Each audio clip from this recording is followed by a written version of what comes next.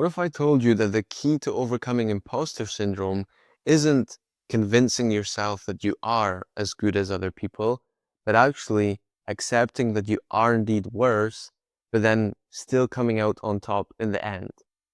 I know it sounds ridiculous, and honestly, I would have thought the same a couple of years ago.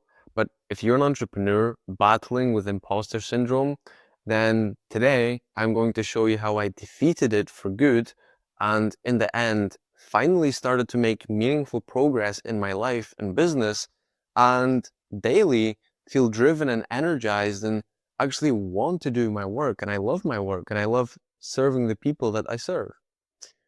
And we'll do that by discussing these several concepts.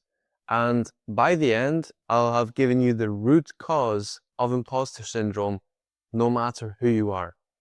Because first, I'll tell you how I overcame imposter syndrome. And this is the root cause for 99% of entrepreneurs and people in general. And even if you're part of the 1% that is not the case for, at the end, I'll give you the ARC strategy that I recently gave to an entrepreneur to help him with overcoming imposter syndrome. So no matter who you are, today I'm going to give you the root cause and the fundamental solution for overcoming imposter syndrome, not a hack. So let's start with how I actually learned this and how I overcame imposter syndrome myself. Because a couple of years ago, imposter syndrome loomed over me constantly. And the mantra that I told myself was, I'm just not made for business, I would tell myself. And I repeated this to myself over and over until eventually it became like a big boulder that I had to carry each day when I showed up to work. And quite frankly, I just felt lost and stuck and drained constantly, honestly. And looking back now, no wonder if I was carrying this big boulder.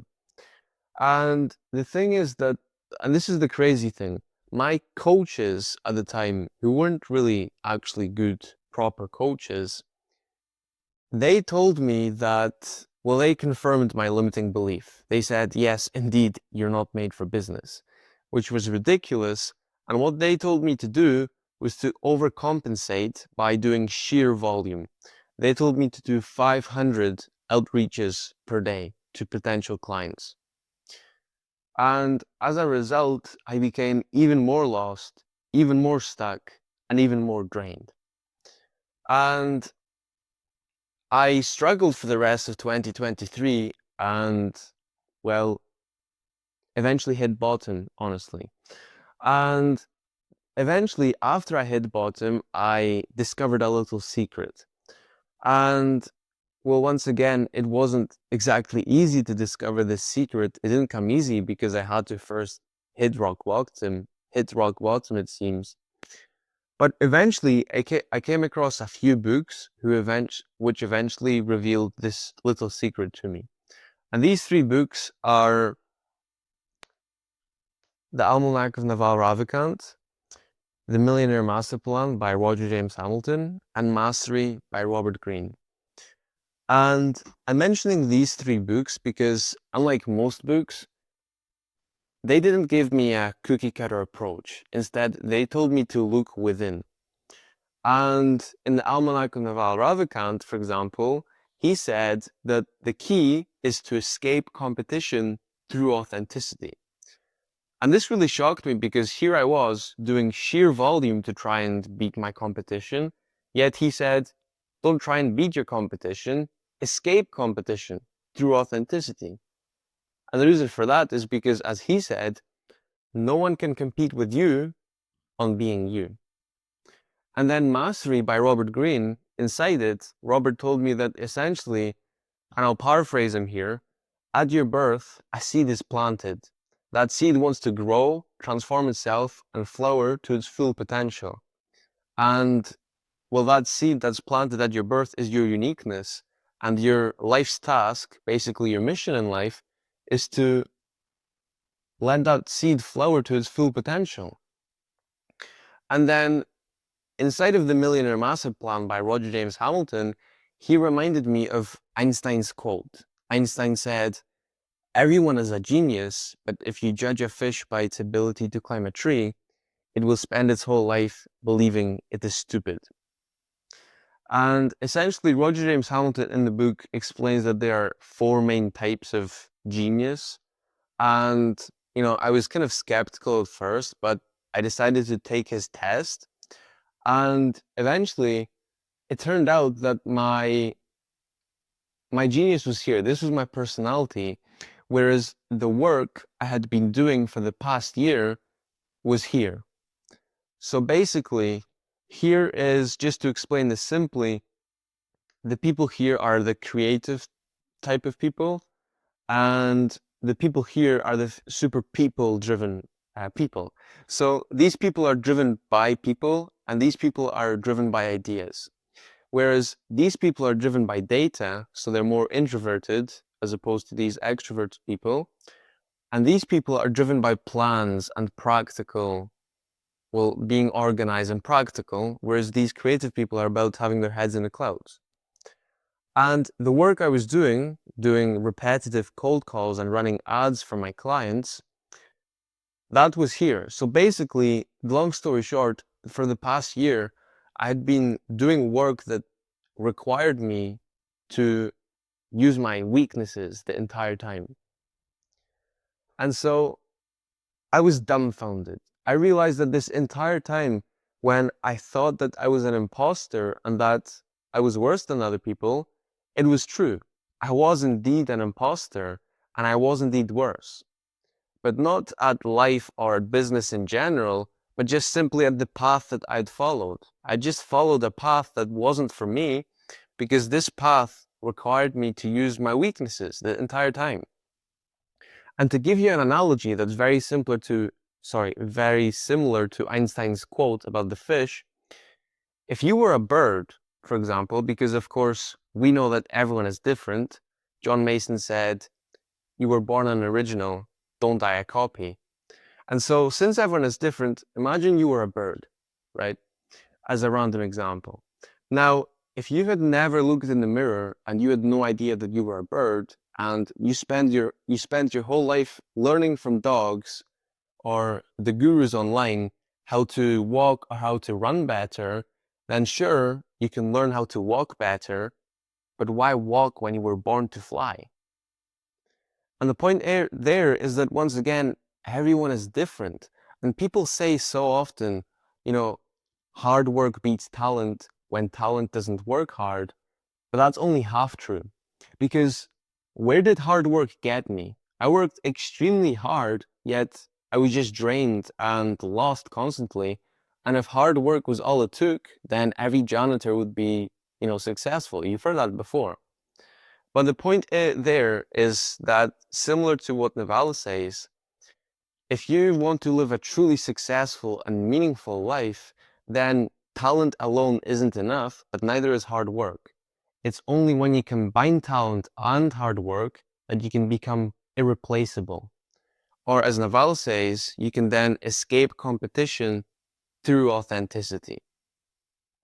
And so the lesson here is that the reason I was struggling with imposter syndrome was that, yes, indeed, I was worse, but not in general. I wasn't just bad or worse than other people in life or in business in general, but I was just worse than them at the specific path that I had followed. And so I was just following the wrong path, and I had to look within so I could find my path. And by the way, if you want to start that, then Naval says to start pursuing your own curiosities and passion and purpose. But not passion on its own, because that's not enough, but actually taking it to your purpose.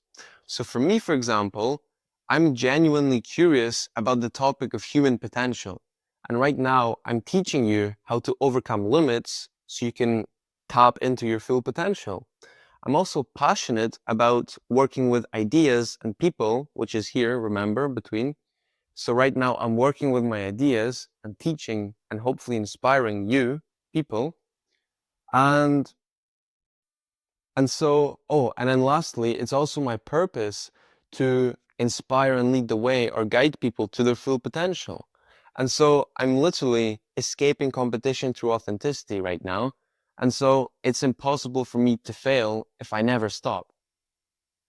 And so lastly, I will give you, as promised, the ARC strategy to find the root cause of your imposter syndrome, even if it's not to do with what I just mentioned, which most likely it is, I will say, 99% of the time. But if it's not, you're about to find out yourself.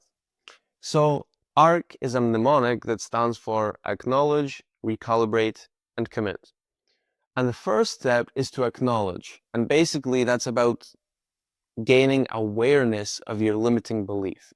Because if you never gain awareness of the issue, then obviously we'll never be able to create change.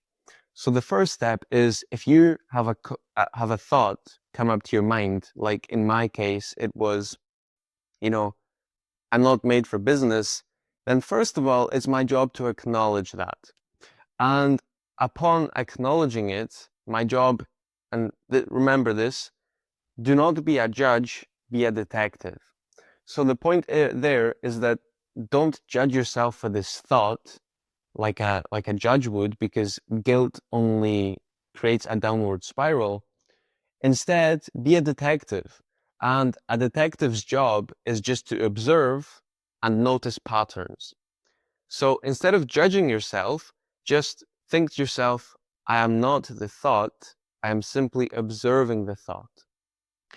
And then also, each time you have this limiting thought, write it down on a notepad. So then at the end of the week, for example, you can notice any patterns. And then step 2 is to recalibrate. And recalibration is just about asking questions. So the reason for this is because your limiting thought, like in my case, I'm not made for business, is just like the surface level issue. Whereas there's a root cause that's causing this thought in the first place. So if you ask why, and then you keep asking why, you can eventually get to the root cause of this limiting belief. So in my case, if I asked why I thought I wasn't made for business, I would have said maybe, well, I don't know, I just really don't like my work and I don't feel like I'm good at it either. And then I could ask, okay, well, why is that?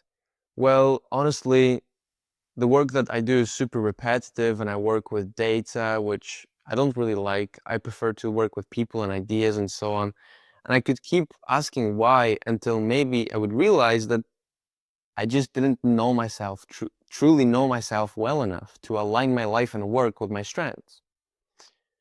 And then the third step is to commit. So basically, once you find the root cause, you want to create a solution, a lasting solution, and thankfully, your solution will be a lasting solution if you get to the root cause. So that's why this step was before this step to commit. And then you want to find accountability. Now you have two options. Either you can hold yourself accountable if you get real honest with yourself about how much this is costing you and how painful this is for you, or you can find accountability in the form of mentors, friends, community, whatever you like. And I'll have my community link below if you'd like to join. And the reason for that accountability is you need a strong reason why if you want to create any change. So if you get really honest with yourself about how painful this is for you, that's the reason why, or you can get accountability. And that will help you get to the root cause of your imposter syndrome and solve it for good. So I hope this has been extremely valuable for you. If you'd like any more help or guidance, I'll have my community below, like I mentioned. Currently, I'm offering free consultations, but as always, whatever you decide to do, I wish you all the best. Until next time, ciao. Oh, and remember, it's already there within you. Goodbye.